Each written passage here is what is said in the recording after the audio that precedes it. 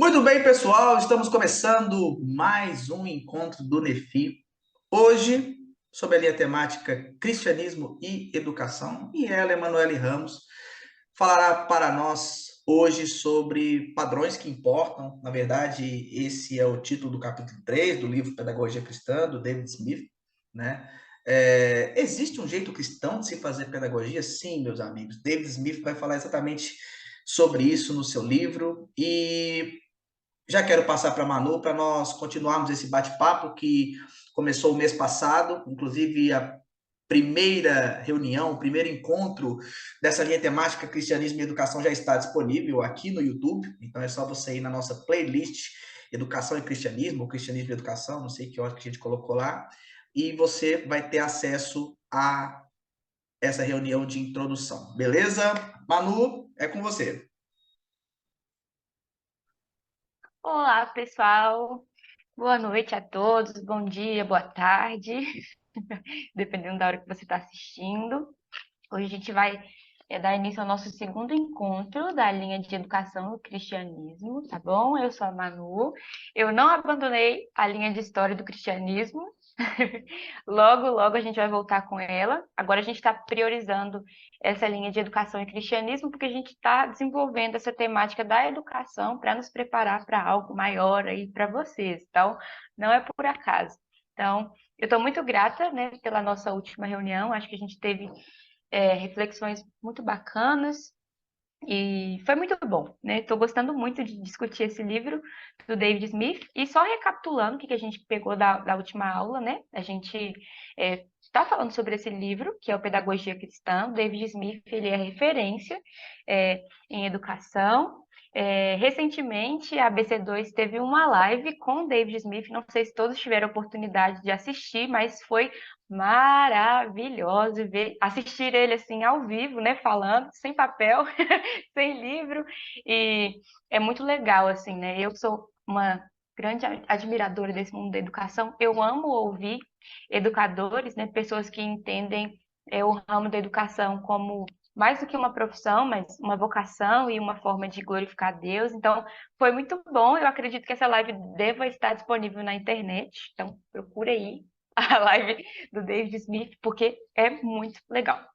Tive o prazer de assistir ao vivo e, enfim, só tenho pontos bons para falar.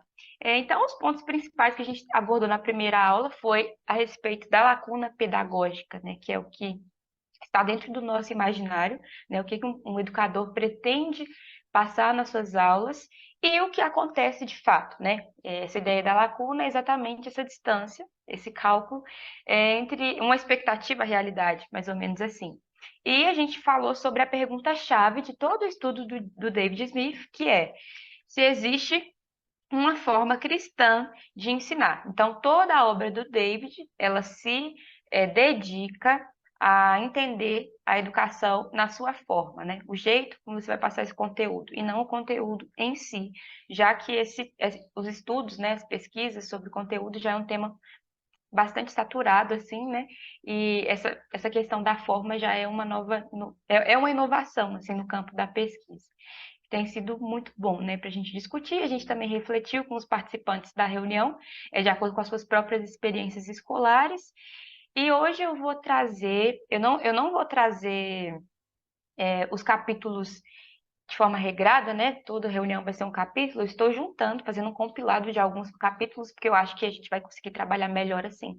Então, a aula de hoje é um compilado do capítulo 2 e 3, tá bom? Dessas reflexões. Então, o tema central do capítulo 2, do David Smith, o capítulo 2 se chama A Íntegra dos 9 Minutos. E o capítulo 3 se chama Padrões que Importam, que é o título da aula de hoje. Então, o tema central que o David Smith traz no capítulo 2 é que muitas coisas estão acontecendo enquanto nós estamos ensinando ou enquanto nós estamos aprendendo. O que ele quer dizer com isso? Esse processo de ensinar, ele não é único, né? Não é algo assim, estou ensinando e pronto. Na verdade, ele é um processo muito complexo. E a complexidade disso é, se parte exatamente da condição humana, né? Porque o ser humano é um ser humano complexo. Então, se você entende que existe um professor que já é por si só um ser humano complexo, ministrando uma aula para não sei quantos alunos, né? Eu sempre gosto de colocar uma média de 40, porque eu acho que aqui, pelo menos o ensino público, é a média de 40.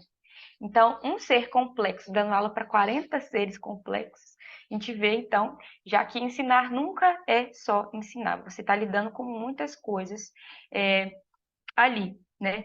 E o segundo ponto que traz essa complexidade, né, para além da condição humana, é a aproximação das pessoas com o conteúdo. Porque quando a gente chega na sala de aula, ou vocês mesmos que estão aqui, né, na reunião, para ouvir alguma coisa de alguém, a gente já tem dentro do nosso coração e da nossa mente é, algumas coisas, como por exemplo, você tem uma motivação específica para estar aqui, você tem as suas limitações, né? Você sabe de algumas coisas você não sabe. Você tem as suas próprias crenças, seus sentimentos, seus medos, né? Suas expectativas, os seus dons, as suas fraquezas, muitas coisas que eu posso ter falado no início da aula, como por exemplo, no final da aula a gente vai ter algumas perguntas. Já muda a sua forma de se relacionar com esse conteúdo, que você já vai preparar sua mente para pensar. Eu vou ter que responder alguma coisa. Então, isso já traz um certo desconforto, assim, né? Pode ser positivo ou negativo, depende da forma como você vai significar isso. Então, existem influências no desenvolvimento dessa aprendizagem. Eu vou sublinhar aqui três influências que o David Smith coloca no livro, que a primeira é o espaço físico. Então, o lugar onde você está, a forma como as fileiras são colocadas, se tem ventilação ou não. O próprio David Smith compartilha uma experiência dele com a sala de aula, que ele fala que ele foi muito bem-aventurado quando a escola onde ele dava aula decidiu colocar carpete na sala, né? Porque o chão, quando as cadeiras se arrastavam, fazia muito barulho, ele tinha que gritar muito, e os alunos também, e aquilo já tornava o processo de aprendizagem um pouco mais dificultoso. São coisas simples, mas que interferem, não adianta, né? A gente aqui no ambiente virtual também, a gente tem as nossas limitações, nossas facilidades, então isso influencia diretamente no processo de aprendizagem, o espaço físico. Segundo, o momento, né? Qual é o momento em que essas pessoas estão, o momento em que eu estou, eu como educador, o seu professor, enfim. Tudo isso transforma a forma como você vai se relacionar com esse conteúdo. Né? Se você está num momento bom, se você está num momento ruim, se você está triste, se você está feliz, se você está esperando alguma coisa, se essa espera vai ser satisfeita ou não, tudo isso vai mudar a sua forma de se relacionar com esse conteúdo. E a terceira coisa é a própria identidade do professor, né? A forma como o professor lida com a sala de aula, lida com as pessoas, aquilo que ele acha legal ou aquilo que ele acha chato, em contraposição com a identidade do aluno, né? Porque eu penso não, na verdade é muito difícil ter essa compatibilidade, assim, 100%. Então, isso tudo influencia diretamente no processo de aprendizagem. Eu trouxe uma citação do David Smith, que ele fala sobre os comportamentos que acontecem na sala de aula. E ele diz assim: comportamentos não apenas acontecem, eles são testemunhados, interpretados, julgados e têm reações. As ideias não são apenas explicadas ou abordadas, elas são aceitas. Eu escrevi errado. São aceitas, contestadas, mal interpretadas, reformuladas, adaptadas, unidas, isoladas, deixadas de lado ou aplicadas. Eu acredito que todos aqui já tiveram alguma oportunidade de participar de algum seminário ou estudo assim em grupo, aquele estudo que todo mundo fala, né? Todo mundo tem voz ativa. É muito interessante porque às vezes alguém lança uma ideia e nem todo mundo interpreta aquilo da mesma forma, né? Às vezes sua ideia pode ter sido levada por um campo que você nunca pensou que levaria ou que nem foi a sua intenção, mas alguém interpretou assim, né? Então é um cuidado que a gente precisa ter na sala de aula e compreender que é muito complexo, né? Você não vai simplesmente ensinar ou jogar uma ideia. Essa ideia sua, ela vai passar pela prova. Então, você tem ali no mínimo 40 pessoas que ouviram aquilo e que vai interpretar de acordo com ela, né? Isso traz nessa complexidade do ensino. Então, o ensino, ele é subdeterminado pelo conteúdo. tá bom? Ele não é o conteúdo. Eu coloquei aqui história porque é o meu campo de estudos, né? O meu campo de pesquisa. Então, história, o conteúdo história é diferente de ensinar história, né? Eu posso trazer para vocês aqui algum conceito da história, é, de diversas formas, né? E esses conceitos, eles podem ser ensinados do jeito que eu quiser, vamos dizer assim, né? Eu posso ensinar esse conteúdo para vocês em tom de ameaça, né? Então, se vocês não aprenderem isso aqui, vocês não vão ser ninguém na vida. Vocês não vão conseguir um emprego. Vocês, né? Infelizmente, a gente escuta isso aí nos ambientes de educação.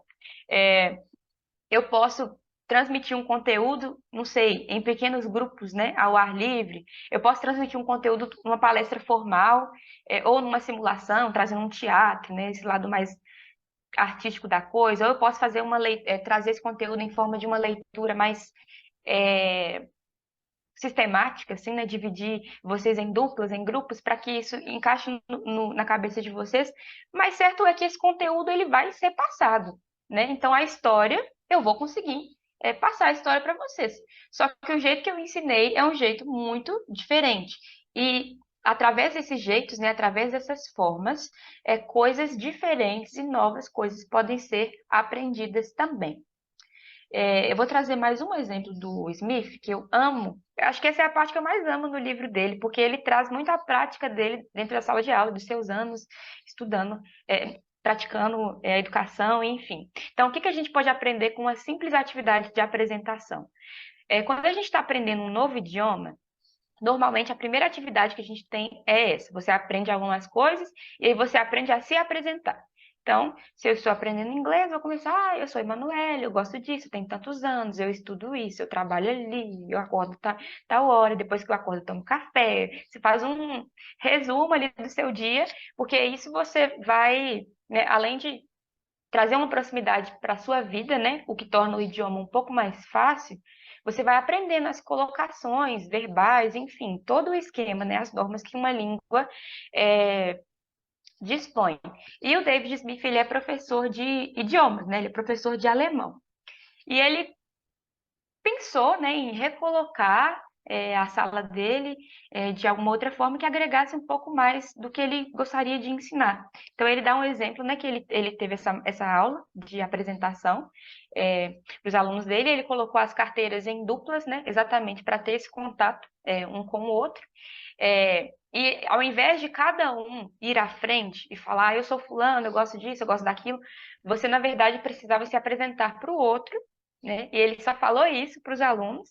E o fim da atividade foi: você tem que apresentar a outra pessoa que está do seu lado. Então, ao invés de você falar sobre você mesmo, você vai falar sobre o outro. E aí ele fala que isso trouxe muitas quebras de expectativa para os alunos, né? Porque o que aconteceu ali? Alguns alunos falaram: nossa, talvez eu devesse ter prestado mais atenção no que essa pessoa me falou sobre ela, porque na verdade eu estava interessada em outra coisa. Estava voando, né? E ele quis, né, passar alguns princípios com essa atividade simples, é, que ouvir o outro é importante, né? Que os alunos poderiam, né, aprender algumas terminações verbais, mas o que ele queria passar, assim, mesmo, é essa questão da escuta, né? E eu achei, assim, fenomenal. Eu sou muito fã dele. Por favor, me pague minha passagem para conhecer. Mas então, ele desenvolve nessa complexidade, e mais do que falar que isso é complexo, ele fala assim, que esse complexo de razões que existem dentro da sala de aula também é um complexo simultâneo. Ou seja, além de ter muitas coisas dentro da sala de aula, do ambiente de aprendizagem, essas coisas acontecem ao mesmo tempo, né? Não são coisas isoladas, tudo está acontecendo ao mesmo tempo, é um complexo simultâneo. Então, assim, é um bombardeio de informações que acontece dentro do ambiente da aprendizagem. E isso precisa de uma sequência de ensino, né? A gente precisa sempre estar atento ali a entender o que que a gente vai fazer, o que a gente vai aprender, como que a gente pode melhorar, enfim. E o que que ele entende disso é que a fé. Eu coloquei esse desenho aqui, gente. Eu sou muito assim, muito amadora no Canva, mas eu procurei lá complexo, foi a coisa que apareceu assim que eu falei, ah, é isso. E eu coloquei esse círculo em volta propositalmente, porque o David Smith entende que a fé, ela participa ativamente desse complexo. Então, ela é um integrante de tudo aquilo que está acontecendo, só que ela tem um papel fundamental, que é o papel de moldar a forma dessa estrutura. Então, ela está ali no meio, mas mais do que estar ali no meio, ela tem o papel moldador daquilo. Então, a fé é o molde com o qual o ensino vai acontecer. E o David Smith fala assim: eu não entro na sala e passo alguns minutos fazendo com que os alunos se sintam seguros e depois comunico respeito, e então faço os alunos praticarem algumas palavras em alemão por um tempo, e então lhes ensino que ouvir pessoas é importante, como uma sucessão de contas em um barbante. Não estou dando aula de idioma por 3 minutos e depois trabalhando engajamento moral por 4 e comunicando cosmovisão por 2. Essas coisas acontecem mais ou menos ao mesmo tempo, entrelaçadas no mesmo processo, como parte do mesmo conjunto de práticas. Vou desligar minha câmera rapidamente, que ela tá doida aqui, ó. Voltou. Mas deu para ouvir, né? Ah, então tá bom. Então, o que que ele está querendo dizer aqui? Tudo isso, gente, acontece ao mesmo tempo. A gente não tem tempo de ficar explicando. Essa atividade eu estou desenvolvendo para que vocês aprendam a escutar, e agora vocês vão se sentir seguros, e depois eu vou comunicar isso, aquilo, não tem como. Então, é um processo muito certeiro que precisa comunicar muitas coisas ao mesmo tempo. Todas essas coisas estão ali entrelaçadas. E o David Smith, ele fala um pouco sobre o ensino fraco também, né? Que é quando um educador, ele se apodera de estratégias muito extremistas para dar um jeito naquela situação. E aí ele dá um exemplo de quando ele pisou a primeira vez na sala de aula, e essa experiência foi muito parecida com a minha, porque, enfim, né? Mais tarde eu conto. Mas ele estava com outro estagiário que também estava na mesma escola, e o David Smith, pelo que ele descreve no livro, eu acho que ele tem um temperamento muito parecido com o meu, né? Ele não é daquele tipo de professor que vai chegar na sala e vai gritar e mandar todo mundo para fora e fazer e acontecer. Não. Ele é bem calminho assim na dele, só que ele estava tendo dificuldade com a questão da disciplina da sala, porque ele se sentia amigo dos alunos, mas ele não se sentia como uma figura de autoridade, vamos dizer assim. Então, os alunos faziam muita bagunça. E esse amigo dele, que também era estagiário, ele já recorreu ao método de disciplina, né? Então, ele era muito, muito sério, assim, na aula dele não tinha muita brincadeira, era só aquilo mesmo, chamada, aquele silêncio, que eu chamo de silêncio ensurdecedor, porque para mim não tem nada pior do que entrar numa sala de aula e tá todo mundo assim, não pode dar um pio. E ele se deparou com aquilo. E o que que ele fala, né? A gente falou muito sobre o lar pedagógico na outra aula. Então, as estratégias que a gente usa, elas estão construindo um lar para as pessoas morarem temporariamente. Você, enquanto educador, é um construtor de um lar. E você, como aluno, é um hóspede desse lar. Então, esse amigo dele, né, esse estagiário, ele estava construindo um lar pedagógico também, na verdade. Ele estava usando as técnicas dele e fazendo os alunos dele crescerem de acordo com aquilo que ele ensinava. Ele tinha critérios diferentes, mas a gente não pode negar que ele também estava construindo um lar. Mas, né, segundo o David, não era o lar que ele gostaria de construir. Então, ele viu aquilo e aprendeu o que não fazer. E aí ele compara, né? Ele fala sobre esse ensino fraco e as escolhas extremistas que as pessoas tomam para isso. E ele compara esse processo como processo de direção. É muito interessante quando a gente está aprendendo a dirigir, a gente é muito mecânico, assim, né? E eu lembro que nas minhas aulas de autoescola, que foram muitas, mas graças a Deus eu passei por essa prova, eu não conseguia muito fazer as coisas assim. Se eu estava passando a marcha, eu tinha que olhar para a marcha, porque eu não tinha muita, muita coordenação. Então, tudo que eu fazia, eu olhava só para aquela coisa, mas eu precisava olhar para frente, porque senão eu ia bater e tal. O meu instrutor pegava muito no meu pé. Então, a gente não pode, né, ter essa direção única, né? Nossa direção precisa ser multifacetada. Você precisa aprender a fazer muitas coisas ali ao mesmo tempo, porque é assim que a gente está crescendo, né? Quando a gente pega uma estratégia muito extremista ou muito exclusivista, isso quer dizer que a gente está tendo um ensino fraco. A nossa alternativa, ela tá ruim, basicamente, né? Então, com esse exemplo, né, da direção, o que que o David Smith pensa? Que um educador, ele precisa se tornar consciente de tudo aquilo que está acontecendo, e mais do que consciente, né? Porque só a consciência não resolve um problema educativo, ou não, e também não transforma um lugar, mas ele precisa também se tornar capaz de gerenciar tudo aquilo que está acontecendo e ainda manter o foco na tarefa central. E eu gostei muito que ele comparou isso a uma direção, porque, de fato, né, quando a gente está dirigindo, a gente está saindo de um lugar para outro. Então, a gente tem um destino, né? E tudo aquilo vai acontecer no meio do caminho. Você vai precisar passar por rua, seguir uma direção do GPS, fazer isso, fazer aquilo. Mas você tem uma tarefa central, que é o lugar onde você quer chegar. E essa analogia que o David faz, eu achei ela muito precisa, assim, porque ela ilustra bem, assim, né, onde a gente quer chegar, que é a tarefa central, e o complexo de coisas que acontecem aí ao longo do caminho. E o que que seria, então, essas tarefas centrais, né? E como manter o foco nelas? O que que o David Smith está querendo dizer? Por exemplo, voltando aqui ao exemplo da apresentação que ele trouxe, né? Que ele queria que os alunos aprendessem um a ouvir o outro, ele tinha ali as escolhas dele, né, que estava baseado nos seus desejos, nas suas crenças, ele queria semear aquilo nos alunos, mas ele fala assim, que ele, enquanto professor de alemão, ele tem uma tarefa central, que independente de como ele vai fazer isso, ele precisa que os alunos aprendam alemão.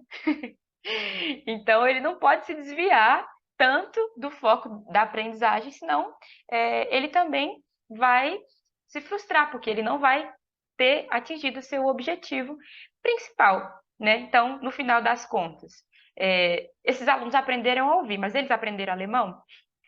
Porque é isso que importa, né? Ele precisa ensinar o alemão, mas ele precisa ensinar outras coisas também.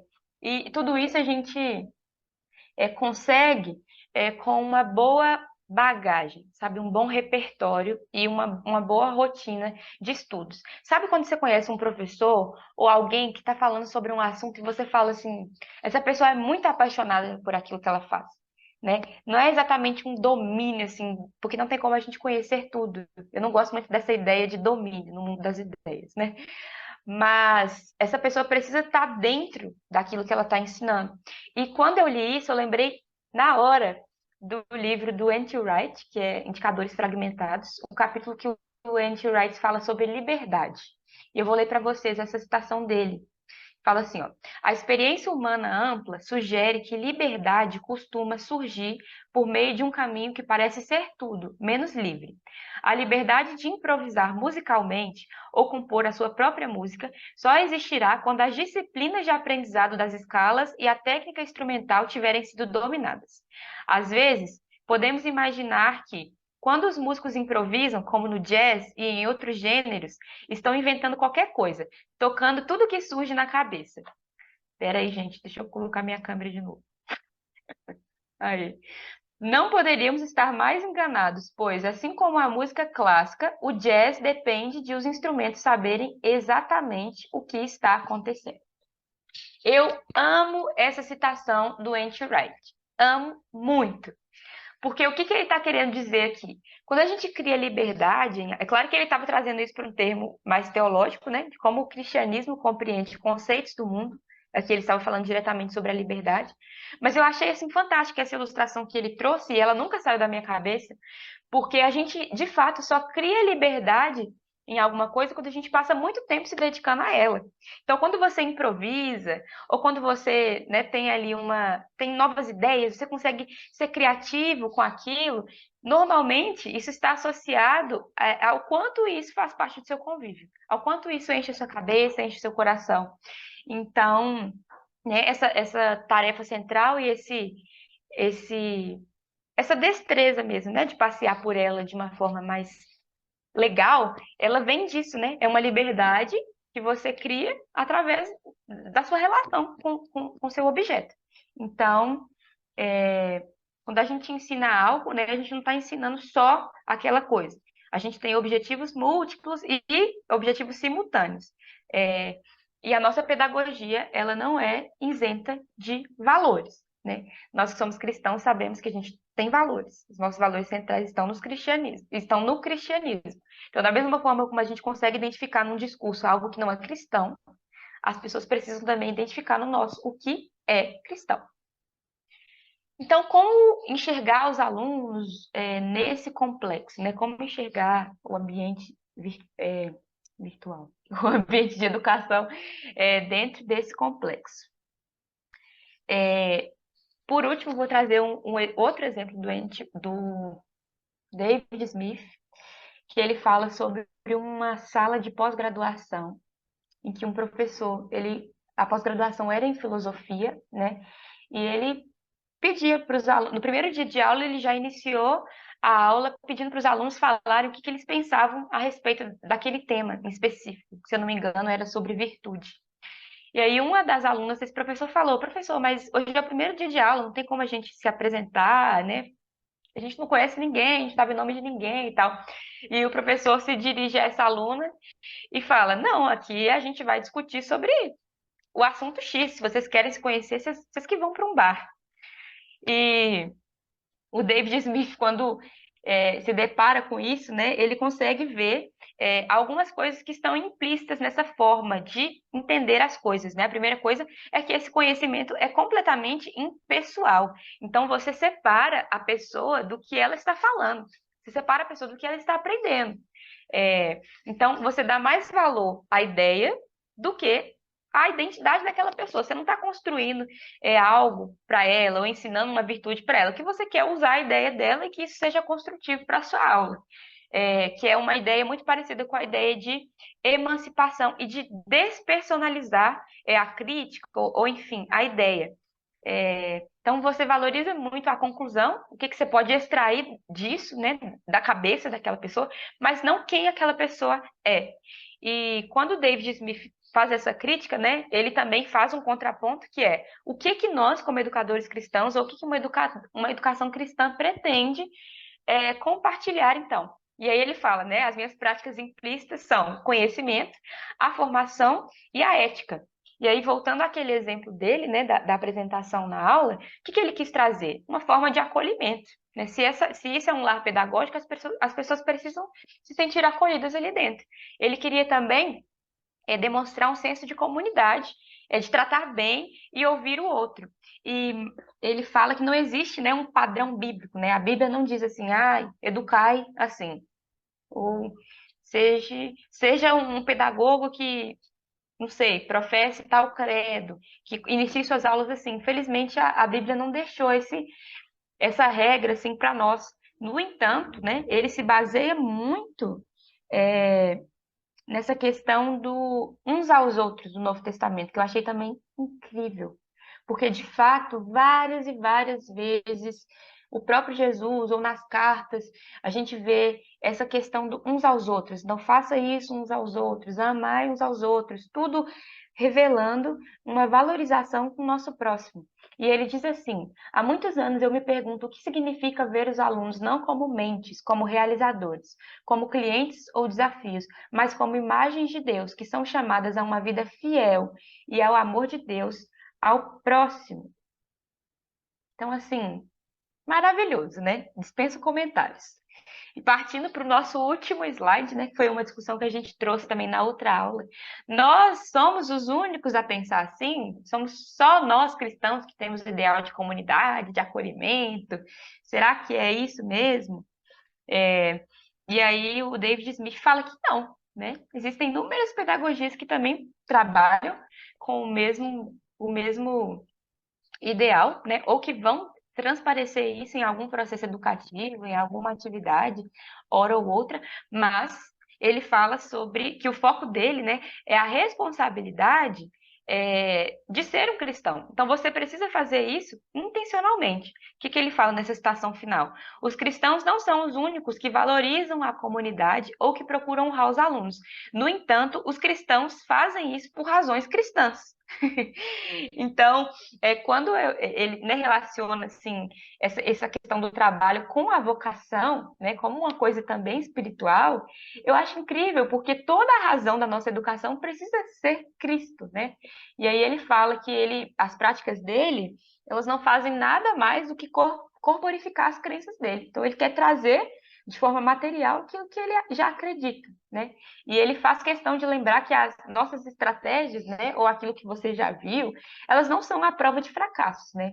Então, às vezes a gente pode fazer uma coisa com a melhor das intenções, mas é uma estratégia que vai falhar, né, que não foi bem aceita por uma turma, mas que pode ser bem aceita por outra, porque é muito complexo, né? Você está lidando com seres humanos muito diferentes. Algo pode não ter adesão a uma turma inteira, mas metade dela, então você tem que ver o que vai ter adesão a outra metade. Então, assim, é, tá, né? E aí ele termina o capítulo dizendo que o significado de ensinar se estabiliza ao longo do tempo. Então, você não vai se tornar um bom educador ou um bom aprendiz na primeira aula, né? Tanto é que a gente fica na escola anos e anos e anos, a gente sai e vai aprender outra coisa, sai e vai aprender outra coisa, e, né, a gente não chega à estatura de aprendiz perfeito. Mas é isso, né? O que a gente faz, o que a gente aprende, ele precisa ter uma ótica cristã. E é isso, né? Por hoje, vamos encerrar aqui. Eu estou muito falante. Deixei aqui as minhas referências, né? O livro do David Smith. E esse pedacinho do N.T. Wright, que provavelmente eu devo usar de novo, então já deixei aqui.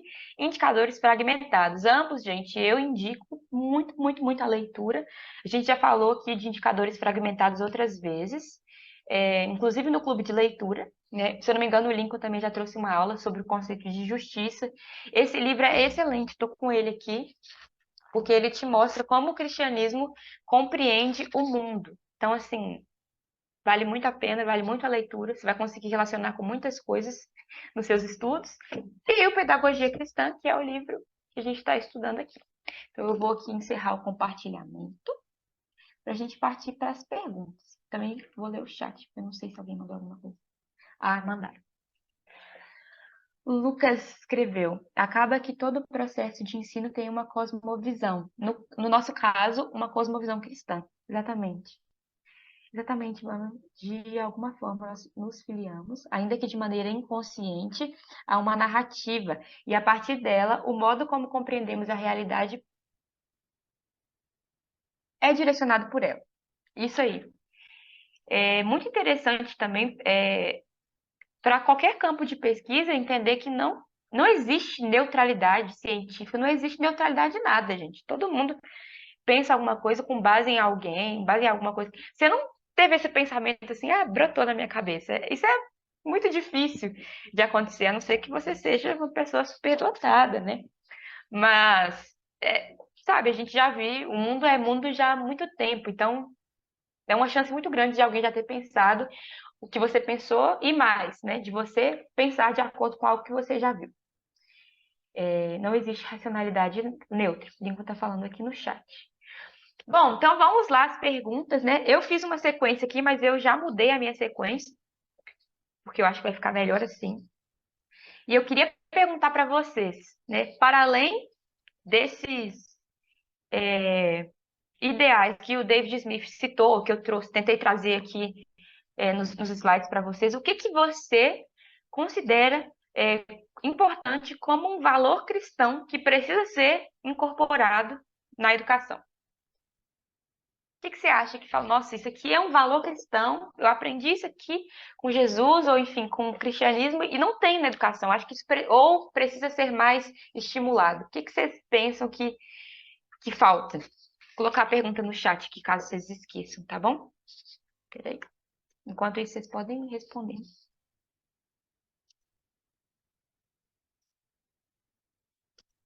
Eu já pensei na minha resposta, mas eu quero que vocês falem.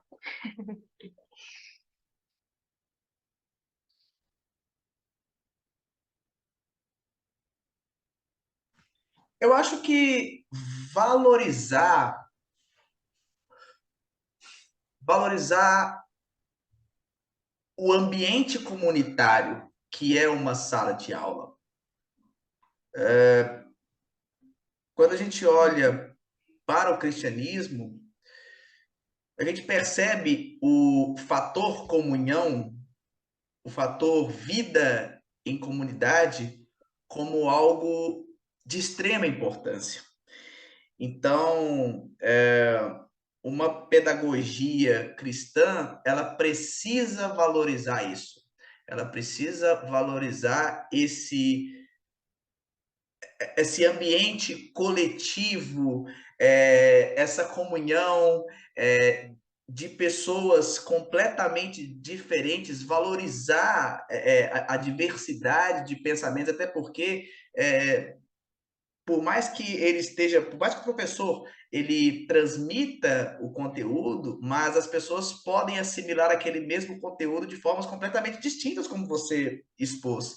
Então, valorizar o ambiente comunitário, eu creio que é um valor cristão indispensável no modo de se fazer pedagogia.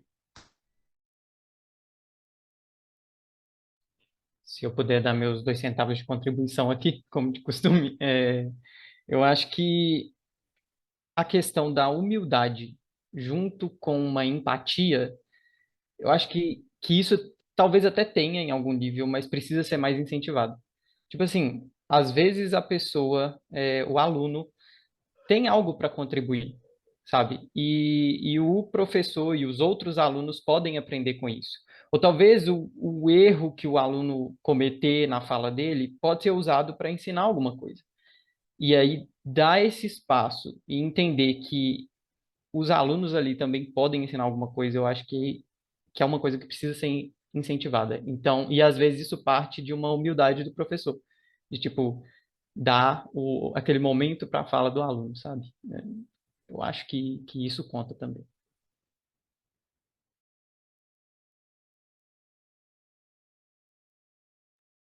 Eu queria até comentar em cima do que o Lucas falou. Oi, Fernanda! Gente, a Fernanda é educadora, eu tô falando tudo com muito temor aqui, tá? Mas, Lucas, eu achei muito legal, porque eu lembro de uma aula que eu tive na faculdade, infelizmente. Não foi na escola, mas eu gostaria que tivesse sido na escola. Que eu tinha uma professora maravilhosa. Inclusive, se você estiver me assistindo, Juliana, você é maravilhosa. Ela me dava aula de antiguidade clássica. E aí eu me lembro de uma aula que a gente teve sobre democracia, é, na Grécia, né? E aí a gente fala assim que o pecado mortal de um historiador é você ser anacrônico. O que que é ser anacrônico? Você olhar de acordo com o tempo que você está inserido hoje e julgar uma sociedade passada. Isso não pode acontecer de forma alguma, porque você precisa compreender os homens, né, as civilizações de acordo com o tempo ali. Ponto. E, Juan, democracia na Grécia é muito bom e polêmico. E, enfim, né? Ali é considerado como o berço da democracia, só que existiam inúmeros critérios para você ser considerado um cidadão grego, né? Primeiro você tem que ser homem. Você tem que ser ali um cidadão ateniense. E aqui eu estou falando de Atenas, em especial, né? Então, eu já tinha aquela coisa de, pô, ué, mas se uma mulher não pode ser considerada cidadã, isso não é uma democracia? Que não sei o quê. E aí eu fiz toda a minha problematização, né? E a Juliana, ela poderia, não sei, né, ter zerado minha atividade discursiva, ou ter falado, minha filha, não, vai embora, você não serve para ser historiadora. Mas ela, na verdade, usou daquilo que eu falei para falar sobre anacronismo na sala. E foi de uma forma tão bonita e tão respeitosa que naquele dia eu entendi o que era esse anacronismo através de um erro meu, sabe?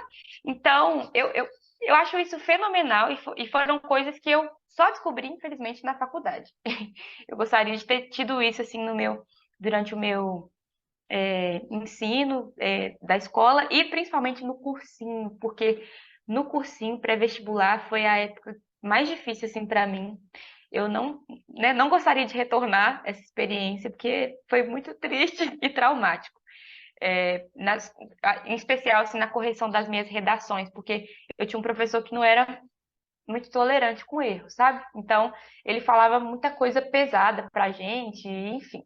né? Que ele no cursinho você é quase um instrumento também, né? De aprovação. Então você serve para contar um número lá e falar, a gente te aprovou. Mas eu gostei muito, né, dessa questão da humildade, porque esse exemplo, claro que eu tive assim pessoal, foi maravilhoso para mim, foi maravilhoso para a turma, enfim. Obrigada, Juliana, pela sua humildade. Mas é isso. Alguém mais quer responder essa pergunta? Pode abrir o microfone. Fernanda, você viu a pergunta? Acho que não apareceu para você, né? Porque você não estava ainda. Mas eu vou colocar aqui de novo. Amiga, eu fiz voto de silêncio, apesar do luterano ser o Juan, entendeu? Hoje eu tô aqui só pra ouvir. Oh, eu não estou conseguindo copiar, não sei por quê, mas a pergunta era: para além dos valores citados pelo David Smith, né, que a gente falou ao longo da aula, o que que você considera importante como um valor cristão para ser Eu sou incorporado na cadelinha do educação? James Smith, né? Eu já falei isso pra vocês. Mas esse é o David. Ah, então eu não sou cadelinha dele, não. Mas eles são amigos.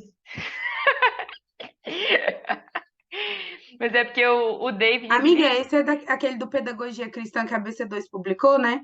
Eu comprei ele, mas eu não. Ah, eu tô ainda até agora com a estrelinha. Meu aluno me deu uma estrelinha. Ai, que lindo! As olheiras estão servindo pra alguma coisa. Eu comprei ele, mas eu não comecei a ler ele. Nem, eu tô tentando finalizar aquele do. Tentando, vírgula, tô tentando terminar a pós-graduação. Depois que eu sobreviver, eu leio as coisas que eu quero. Eu comecei aquele do Igor Miguel, A Escola do Messias, e aí eu não Ah, finalizei ele.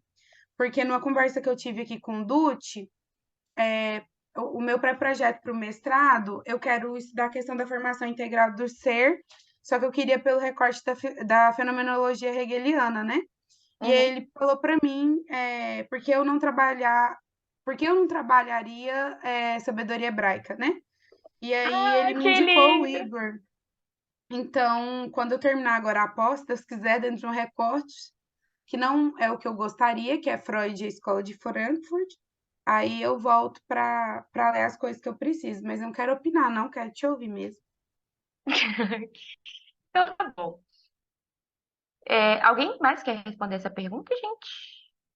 É, puxando um pouquinho aqui, acho que a minha câmera tá um pouco suja, mas não tem problema, não. O que o Lucas falou foi muito interessante sobre a questão da humildade. E complementando, eu acho que o professor também tem que ter. Eu acho que de fato isso também é cristão, né? De incitar o aluno a ter novas ideias, de incitar o aluno a aprender e saber, né, adquirir esse conhecimento. Eu gosto muito de um diálogo de Platão que chama Teteto, né? O Titeto, é a pessoa que escolhe aí. Que quando ele fala com Platão, assim, com Sócrates, com Sócrates e Platão no começo, Sócrates, eu não sou muito bom para responder essa questão que você está falando, né? É melhor você responder. Aí Sócrates vira para ele e diz: Olha, Titeto, é, eu confio em você e eu estou aqui como aquele que é parteiro de novas ideias. Ou seja, Sócrates estava se colocando em um parteiro de novas ideias. Eu sou aquela pessoa que vai te dar a luz para você ter novas ideias, né? E ali o diálogo vai se estendendo e eles vão ali, né? É o Titeto? Titeto? Não? Eles vão ali, né? Tendo diálogo e a gente Mas dá eu para tenho ele ver que também. isso é bom. E dá para ver que ele consegue dar luz a novas ideias, né? É um método que, que o Sócrates platônico coloca nos diálogos também, né? Muito bom. É a questão que eu gosto de enfatizar, é enfatizar o aluno, né, a ter novas ideias, vamos se dizer.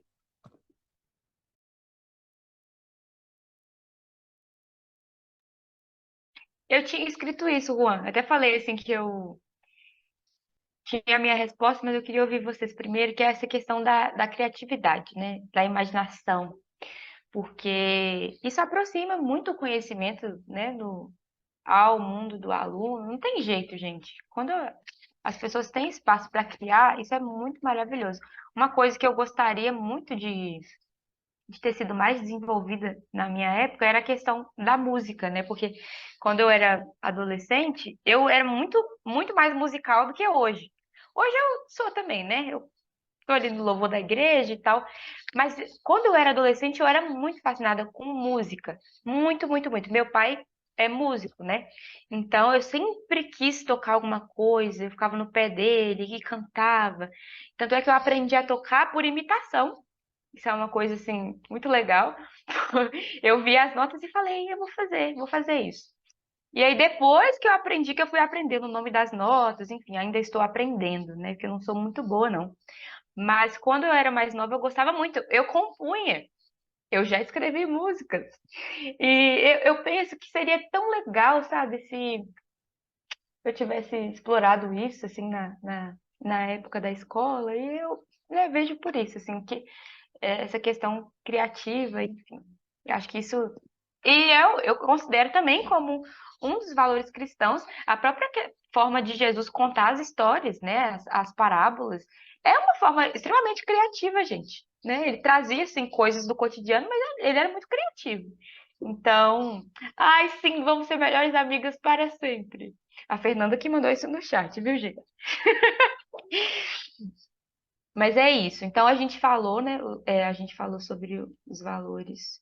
O Lincoln falou valorização do ambiente comunitário. O Lucas falou da humildade. O Juan e eu falamos essa questão das novas ideias, né? Da criatividade. Você quer falar, Rafa? Ou posso seguir? Eu não estou ouvindo. Não, eu tô falando que pode seguir para a próxima. Ah, então tá bom. Deixa eu escolher aqui qual que eu vou falar. Boa, né? Porque o título da aula e do capítulo dele é Padrões que Importam, né? E o que que você considera como um padrão de ensino cristão? O que que você está aprendendo com o David Smith? O que que para você, né, que você conseguiu aprender dessas ideias dele, o que que seria então esse padrão de ensino cristão? Já que ele conseguiu identificar outros padrões que não são cristãos, não comunicam com a fé cristã, mas o que que seria então esse padrão cristão? Vou escrever no chat para não perder. Isso é interessante. Eu vou arriscar aqui, que é o seguinte. Eu tô lendo uma obra do Lewis, eu tô quase acabando, que é A Abolição do Homem. Tem que estar aqui pertinho aqui, que é A Abolição do Homem. É muito bom, né? E o Lewis, ele faz uma crítica muito boa à questão do homem racionalista, vamos se dizer, né? Uma crítica muito boa à questão do homem racionalista e que ele monta ali uma questão muito bom, né? Vou ter que buscar Esse o meu livro, também. esse livro é muito bom. E ele coloca ali o nome, vamos se dizer, da lei natural, ele coloca meio que o tal, né? Ele coloca o tal, vamos se dizer assim. E para mim, vamos dizer que o padrão do conhecimento cristão, vamos pegar um pouquinho do tal do C.S. Lewis, acho que o padrão do comportamento cristão está exatamente nessa questão da lei natural moral, sabe? Da lei natural com a moralidade, né? E o cristão, ele tem que mostrar esse padrão de conhecimento a partir de uma lei moral cristã, né? É, não sei de como vai ser aplicado isso, pode ser uma questão complexa, né? Mas acho que o cristão ele deve buscar como padrão a lei moral cristã, né? Eu acho que deu para dar uma entendida aí.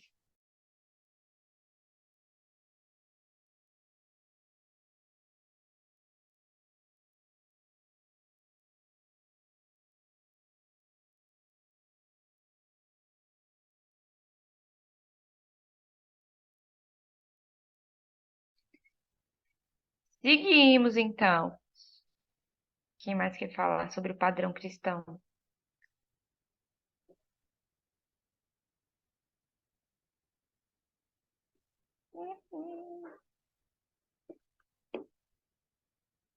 Eu gosto muito do prefácio do livro, o prefácio que foi escrito pelo Igor Miguel, né? Que eu acho que ele deve falar um pouco disso também no Escola do Messias, que infelizmente eu não li. Mas ele fala sobre a forma, né? O Igor Miguel que fala sobre a forma. O David Smith não usa exatamente esse termo, né? Mas o Igor Miguel fala da forma de ensino, e o Igor Miguel fala que o educador precisa possuir um ethos cristão. Então, o que que é esse ethos, né? Ele está mais relacionado com o seu hábito, né? Os seus costumes, aquilo que você faz, com o que você declara, né? Então, você não... Para ser um educador cristão, né? Esse padrão, ele, de acordo com a ideia do David Smith, ele pouco se relaciona, embora às vezes pode ser que sim, com o confessional. Você não precisa, né, fazer um culto na sala de aula, você não precisa pregar a palavra de Deus, abrir a Bíblia e enfocar aquilo na cabeça dos alunos. Isso tem a ver com o seu ethos, né, a sua forma comportamental. Então, esses saberes, esses valores precisam refletir em práticas simples do dia a dia, né, como o David Smith já citou, a escuta, a valorização da hospitalidade, enfim. Esse é o padrão que precisa ser reconhecido como um padrão cristão, que precisa também ser colocado intencionalmente, né? Segundo ele. Nesse caso aí seria a questão da integridade, né? Tipo assim, aquilo que você discursa, e que muitas vezes você nem precisa levar isso para a sala de aula, igual você falou, mas essa forma de viver sua reflete no seu ensino. Então, tipo, tem que ter essa integridade, sabe? Sua vida e aquilo que você está passando, ou a forma com que você está passando, tem que estar tudo na mesma caixinha, entendeu? Então, acho que é uma questão de integridade.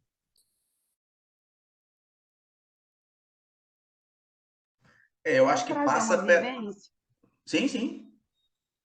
Eu trabalhei em duas escolas confessionais e a última foi muito decepcionante, assim, extremamente decepcionante. Porque, querendo ou não, e era uma escola presbiteriana, tá? Então, na época que o Pedro Dutti era o capelão de lá, inclusive. E foi bem traumático para mim, porque, querendo ou não, como cristãos, quando a gente entende que é a vocação do Senhor para a nossa vida a gente ser educador, a gente até conversou um pouquinho sobre isso, né, Manu? Quando a gente entende que é a vocação de Deus para a nossa vida, a gente permanece ali realmente por uma convicção de propósito, porque se fosse por questão de prestígio, de remuneração, a gente não estaria na área que a gente está, principalmente no meu caso, que é educação de base. A gente sabe que a gente conseguiria outras coisas bem melhores. A gente permanece ali por um firme propósito de que aquele que ensina esmere-se no fazê-lo, como Paulo disse. E a gente entende que muito dessa cosmovisão realmente é forjada nessa primeira infância. Então, esses meninos, por mais que a gente não fale abertamente sobre a nossa fé, explicitamente sobre o que a gente acredita, a nossa postura, o nosso amor, o nosso cuidado, a forma como a gente se relaciona, testemunham pela gente. Faz sentido, Fernanda. Muito bom, muito obrigada por compartilhar a sua experiência. E tô lembrando aqui, gente, eu tô num processo muito difícil da minha vida, viu? Porque era para eu ter formado ano passado e eu não formei, né? Aí eu vou formar agora, em julho, graças a Deus, dia 31. Se eu tivesse convite, eu chamava todo mundo, mas eu não tenho. Mas enfim, né? Nesse período assim que eu fiquei esperando, aí eu fiz o CAT lá, né? O CAT é como se fosse uma autorização para você lecionar sem você ser formado, desde que esse cargo seja temporário. Mas aqui está muito concorrido. E assim, né? Para quem já tem diploma, já fez concurso, está concorrido. Então, para eu que não sou nem formada, é muito difícil, que eu não tenho muita chance, não, né? Então, eu estou oficialmente desempregada. Mas eu sempre dei aula de reforço, né? E aí eu peguei um menino agora para dar aula de reforço, que peguei ele numa situação muito complicada, né? Porque o pai dele acabou de morrer, assassinado. Ele tem 11 anos e tal. Então, foi um negócio assim bem complicado para mim, porque eu falei, nossa, a gente fica meio assim, né? O que eu faço e tal? E aí a mãe dele compartilhou comigo que ele estava tendo muita dificuldade na escola, não estava gostando muito de estudar. E ele gosta, sabe, gente? Assim, eu dando aula para ele, ele gosta muito assim de geografia, de matemática, de história não. felizmente. Mas, mas as outras coisas ele ama, fascinado, assim. E no primeiro dia ele chegou muito borocochô, né?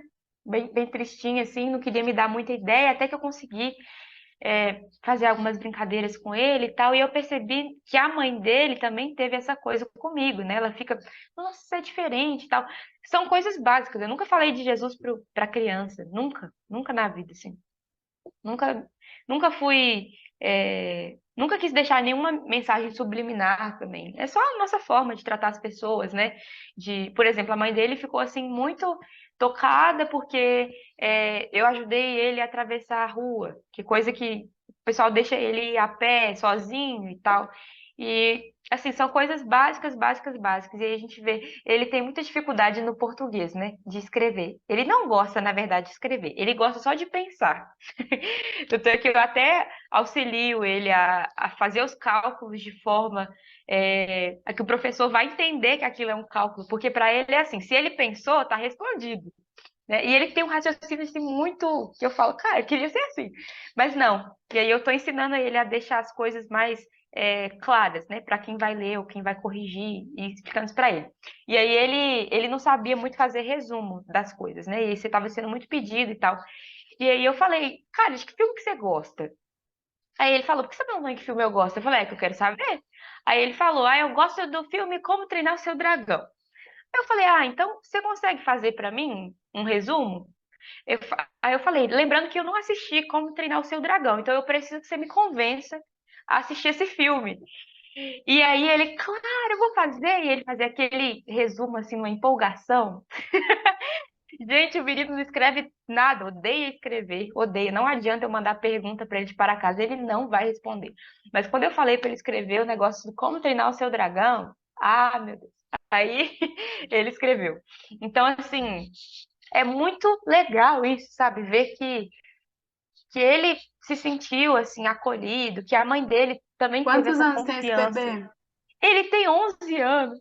Ah, neném. Sim.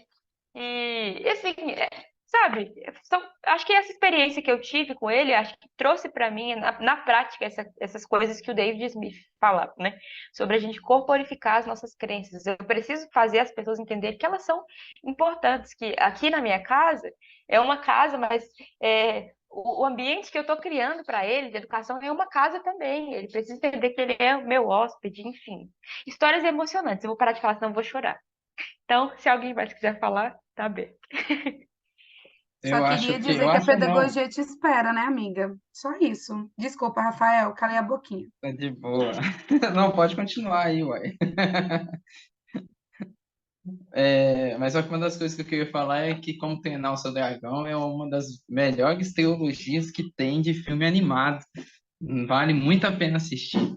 Todos os três filmes, assim, você tem boas, boas lições cristãs, que dá para tirar e dá para fazer até um Nefi do filme. Mas então o que que acontece é o seguinte, gente. É, tem algumas coisas, pelo que eu entendi a pergunta, é de acordo com aquilo que o Smith entendeu, né? E pelo que eu entendi do Smith, pelo resumo da Manu, é que ele fala sobre uma questão de valorizar, né, as pessoas, que tem, pelo menos desse capítulo que eu entendi, de entender que o conteúdo ele é diferente do ensino do conteúdo, né?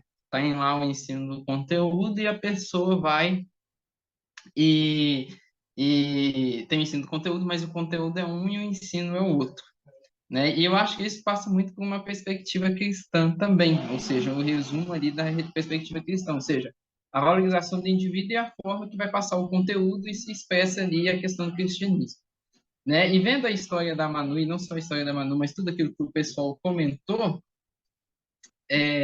e uma coisa que eu estava vendo também do primeiro ponto lá que vocês, da primeira pergunta que vocês perguntaram, eu acho que vocês perguntaram, não, que a Manu perguntou, eu acho que uma coisa muito interessante e que eu acho que é muito cristã e que falta às vezes no ensino, e não sei se esse livro fala do ensino como geral, fala do ensino na igreja, mas mesmo na igreja e no geral, como por exemplo até mesmo nas escolas, eu acho que falta um pouco com a questão de se importar com o outro, né? Que muitas das vezes o que eu vejo hoje é que não há aquela questão de se importar com o aluno, né? Se você pega, por exemplo, uma escola pública, os alunos, eles têm aqui, porque a gente tem que fazer uma ação social e tem que ensinar esse pessoal aqui a como ler e escrever para passar de ano, chegar no final do ano, final do ano, não, no ensino médio, todo mundo fazer o Enem.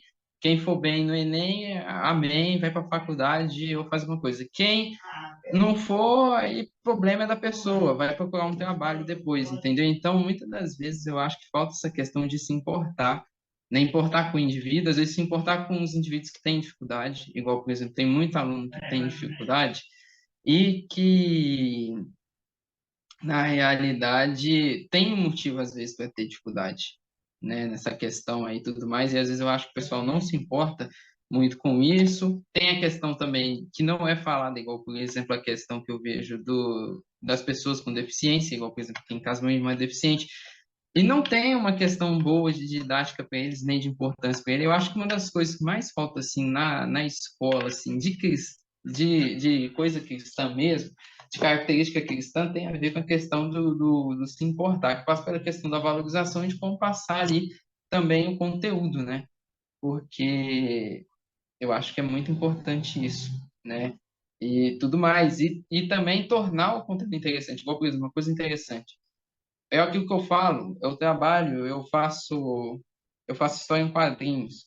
Mas o pessoal pensa que história em quadrinhos é uma literatura inferior aos livros, e não é.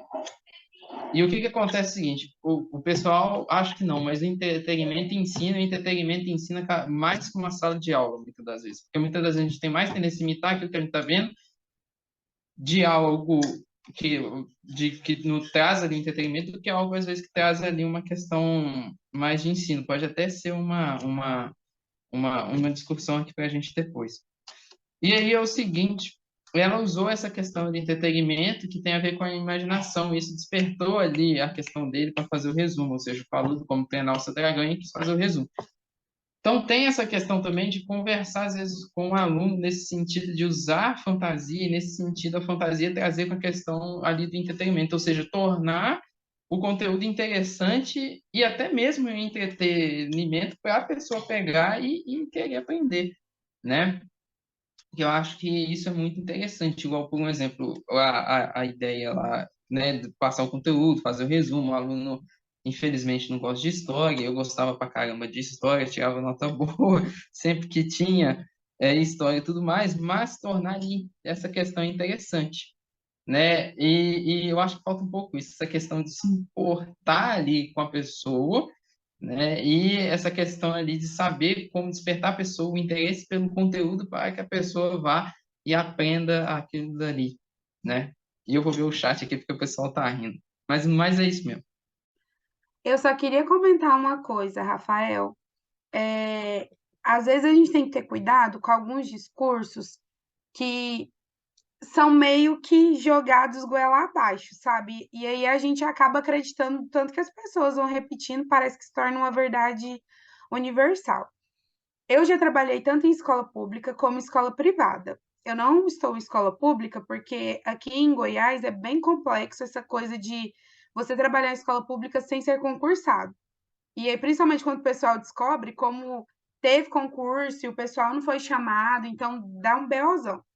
Mas não é uma questão de escola pública ou escola privada. E eu te falo isso porque a escola que eu trabalho, eu lido com a nata de Goiânia e eu trabalho em duas escolas. Assim, a mensalidade dos meus alunos é maior do que o salário de muita gente que trabalha lá.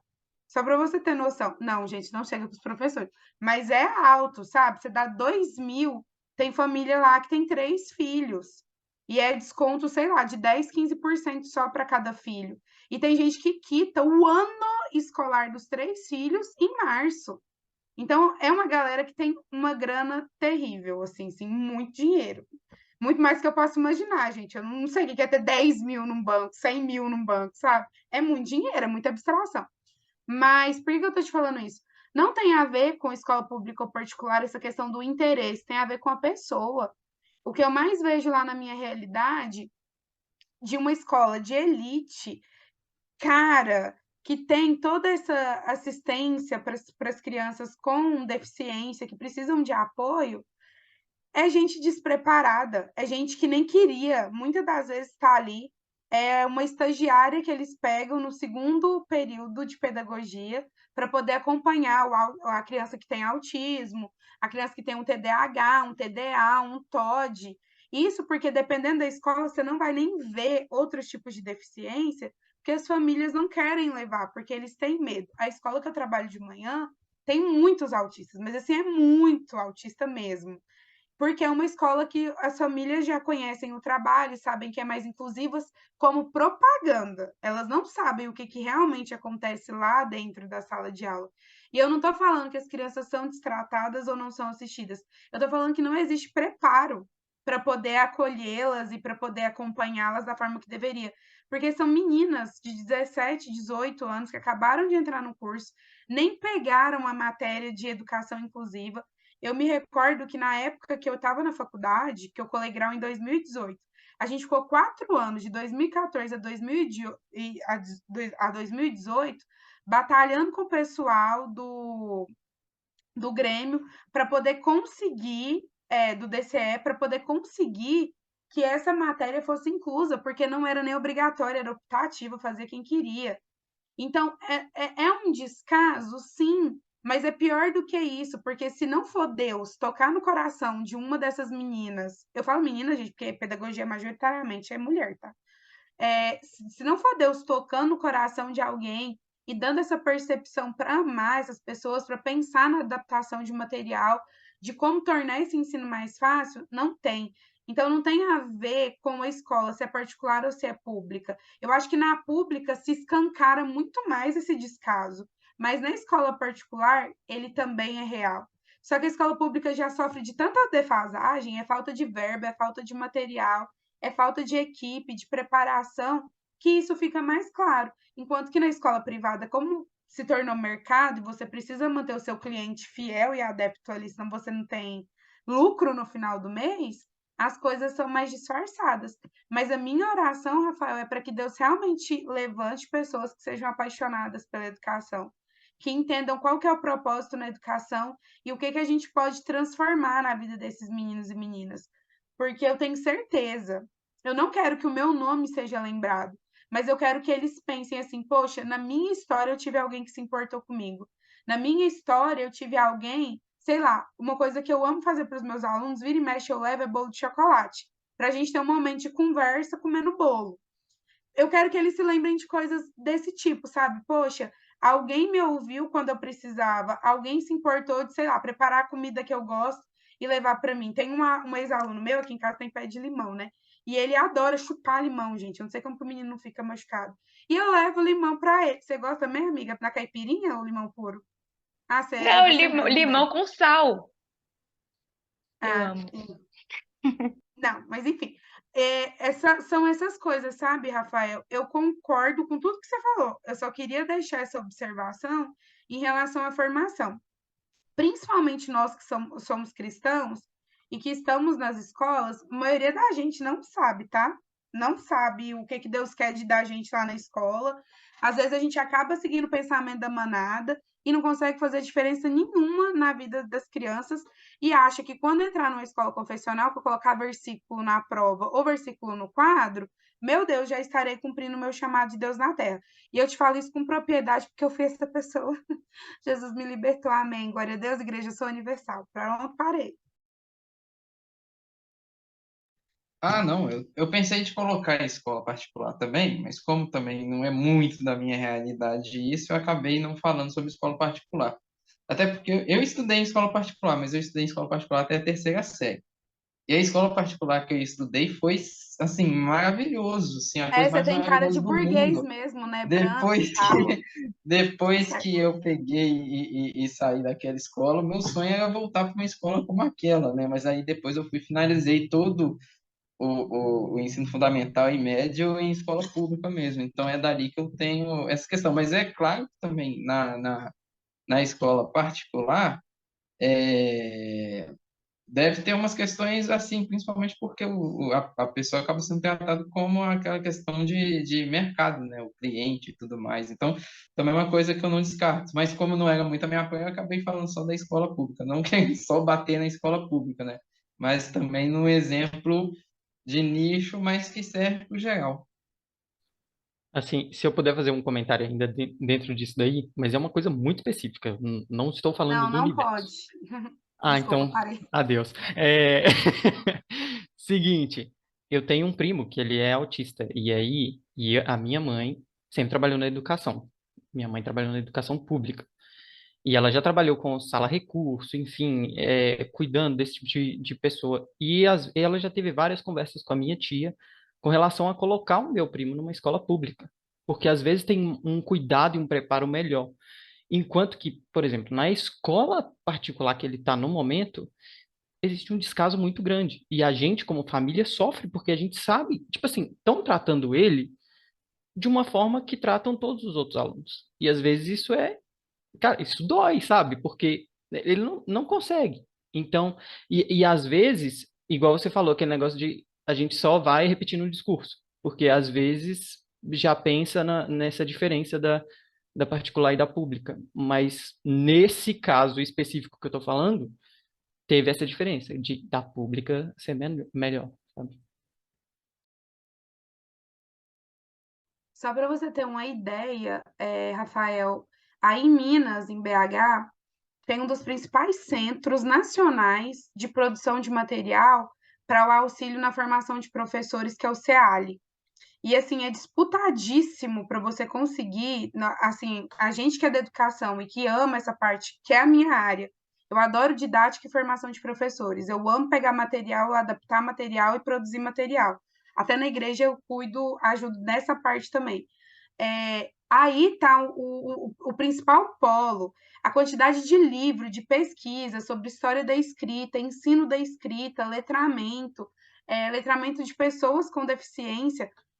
Aí em Minas, aí em BH, tem todo esse material, e esse material está disponível gratuitamente na internet. É só você jogar lá, o FMG CEALI.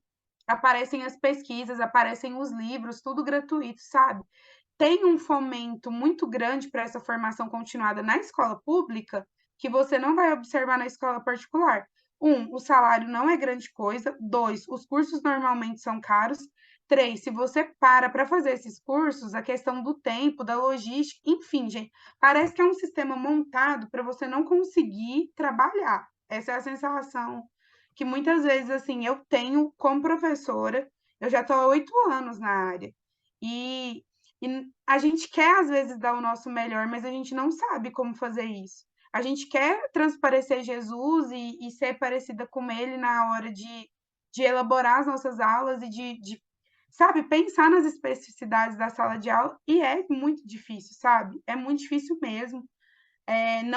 Não é justificando nem tentando inibir a gente da nossa responsabilidade, não, mas o buraco é bem mais embaixo. Eu acho que a questão da formação acaba perpassando tudo. E, infelizmente, o nosso currículo das licenciaturas, o da pedagogia, é o mais fraco, e é justamente a área onde deveria investir mais, que é a formação de base. Exatamente. Eu tive uma experiência bem complicada, assim, quando eu entrei na PUC.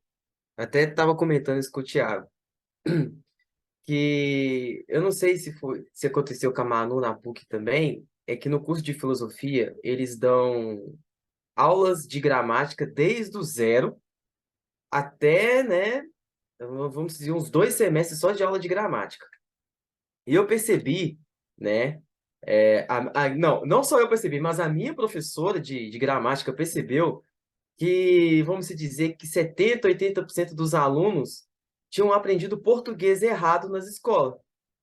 Então, ela teve que se reinventar tudo de novo, né? Ela pegou lá coisas simples, cara, com coisas simples.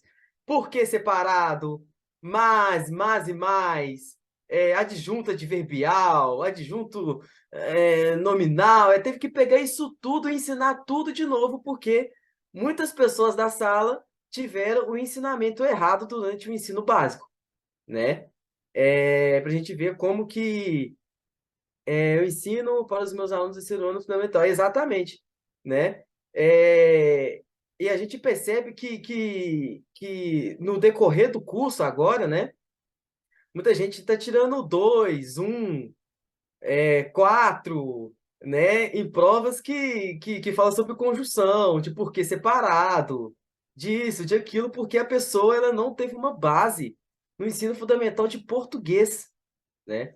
E a professora está com uma preocupação muito grande, porque lá na frente eles vão inserir o grego e o latim. Como é que você vai aprender grego e latim se você não sabe português, né?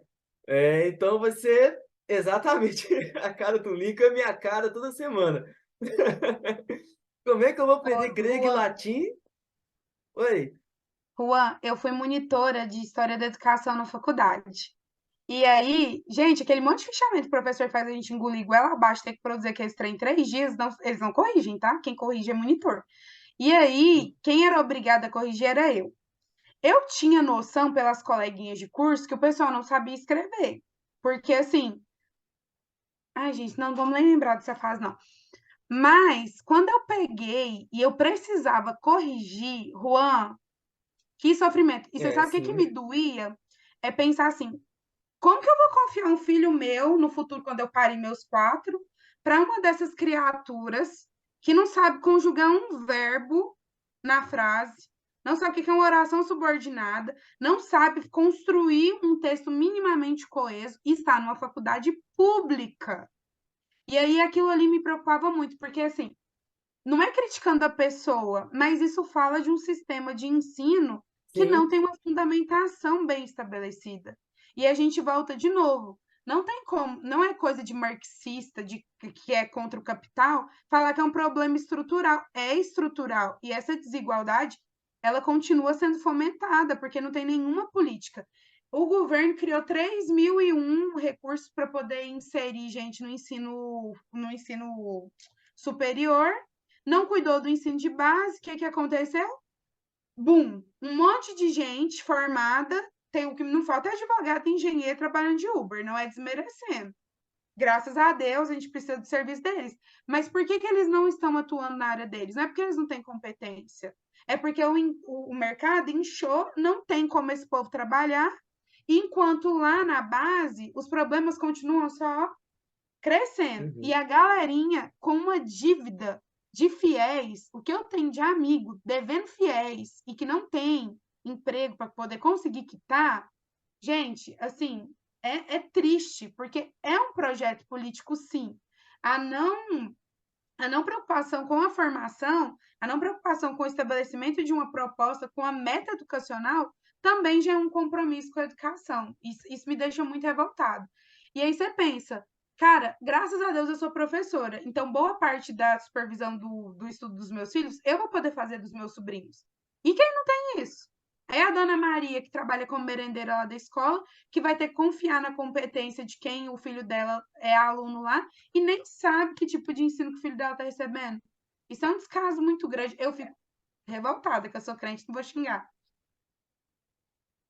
Isso é muito complicado, isso que a Fernanda falou. Infelizmente, eu fico percebendo que traz uma tristeza muito grande da parte do professor que tá ensinando, né? Uma tristeza, vamos dizer, um desânimo, né? E da parte também do aluno, né? Às vezes o aluno fica ali desmotivado e tal. Principalmente tem a gramática e a gente vai para o lado da lógica também, que precisa de uma gramática, que precisa de um raciocínio também, né? Um raciocínio crítico, né? Precisa não só saber escrever, mas saber interpretar o que você está lendo, né? A lógica, ela precisa muito, ela puxa muito isso de você. E o professor, ele está tendo que fazer estudo dirigido, né? Em faculdade de filosofia. O professor está tendo que fazer estudo dirigido com algumas pessoas, porque elas não estão conseguindo, né? Alcançar aquilo que ele tá ensinando, né? Teve um dia lá que meu professor de lógica que começou a suar, coitado. Ele começou lá, né? Porque o objeto da lógica é a proposição, Aristóteles, aí suando.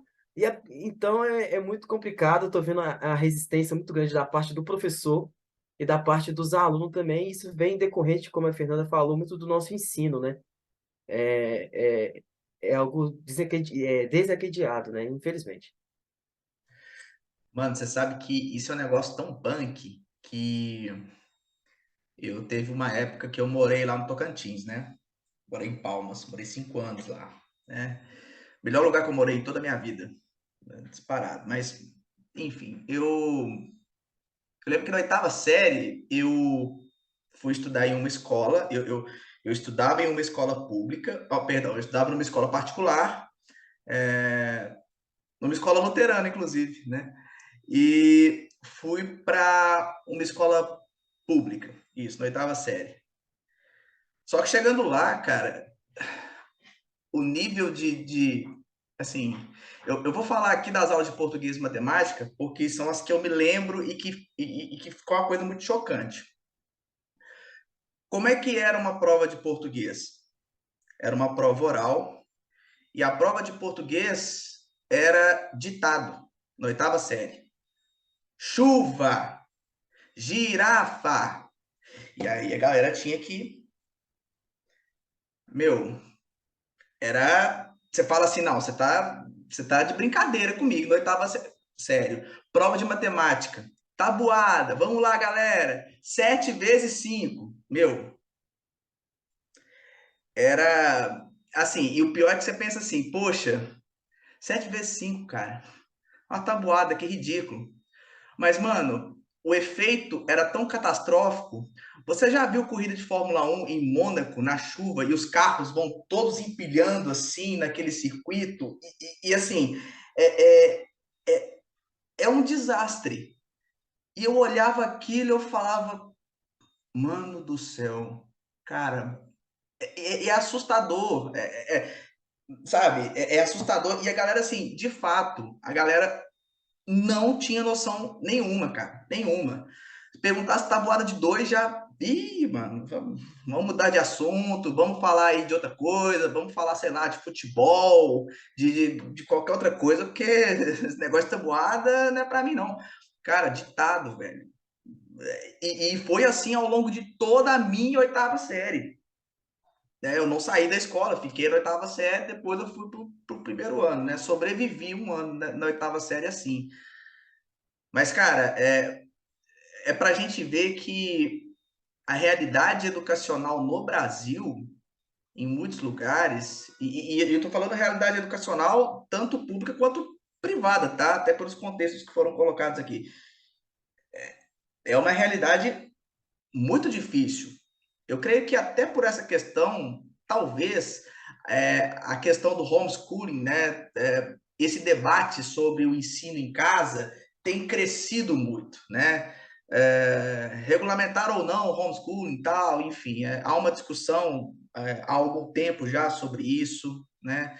É, eu, particularmente, se eu, enfim, Deus me dando condições, eu pretendo educar os meus filhos, né, no homeschooling, porque por N motivos, mas principalmente por saber um pouco de como é a realidade do sistema educacional brasileiro, entende? Então, eu creio que parte daí a preocupação de muitos pais, né, ao cogitarem essa opção. É claro que nós queremos que os nossos filhos tenham o máximo de sociabilidade possível, né? É claro que o ideal seria a pessoa estar lá na sala de aula e tudo, né? Enfim, tendo contato com outras pessoas. A gente é crente, que não falta para filho de crente socialização, para com isso. mas eu falo assim, a gente chega num ponto, talvez, que a questão do homeschooling, de fato, é algo que a gente precisa pensar mesmo com carinho sobre esse assunto, sabe? Talvez, talvez seja uma opção viável, enfim.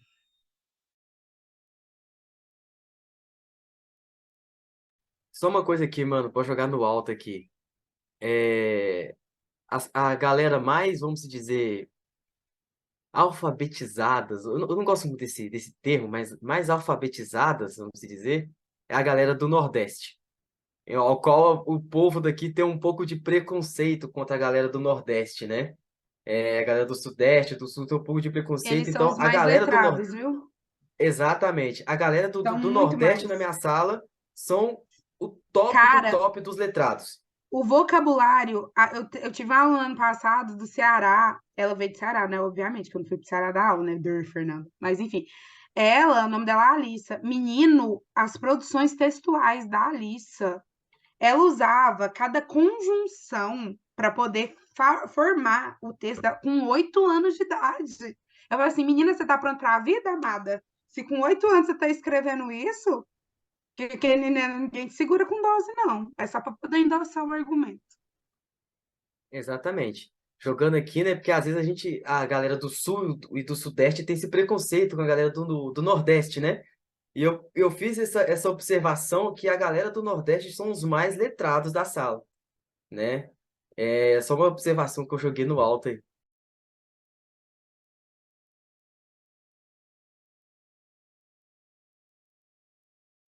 É verdade, gente. Minha família é toda nordestina, inclusive eu. Quer dizer, eu só nasci lá, infelizmente, eu vim pra cá. Mas eu gosto muito do meu país também.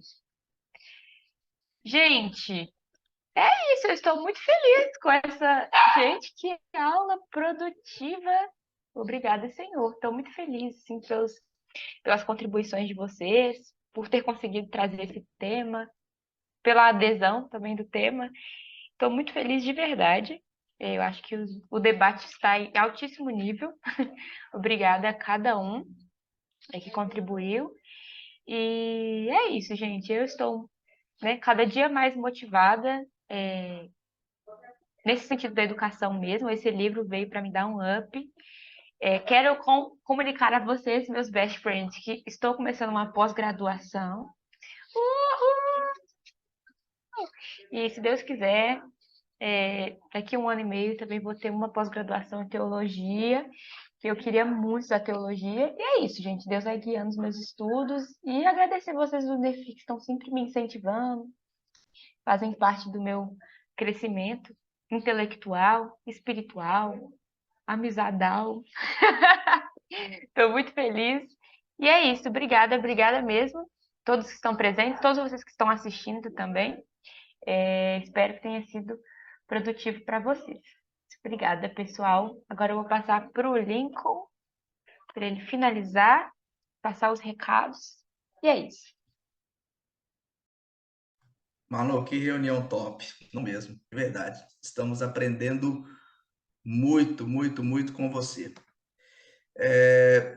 Estão me vendo aí? Estão conseguindo me ver? Tá, beleza? Sim.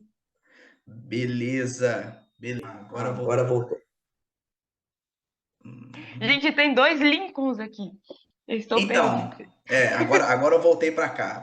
Tava aqui, É o agora eu tô para multiverso. cá. No multiverso, tá vendo? Nefi. É, pessoal, na verdade, um único aviso, tá?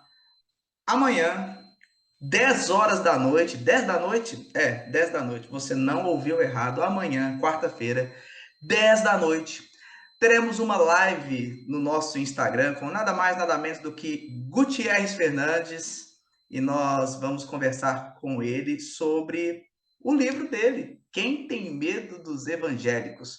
Um papo que envolve a relação entre fé cristã e política.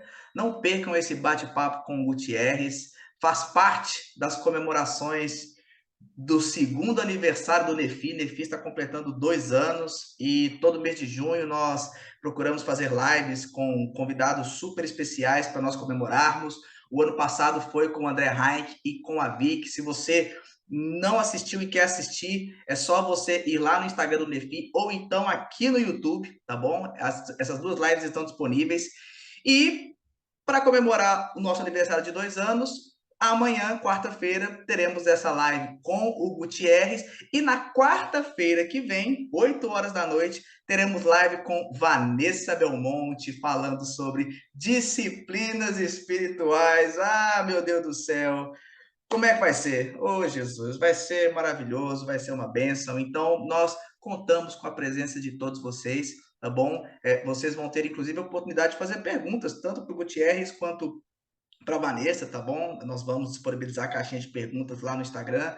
E vai ser um tempo muito bom, muito produtivo, tá bom? E continue divulgando o Nefi, tá bom?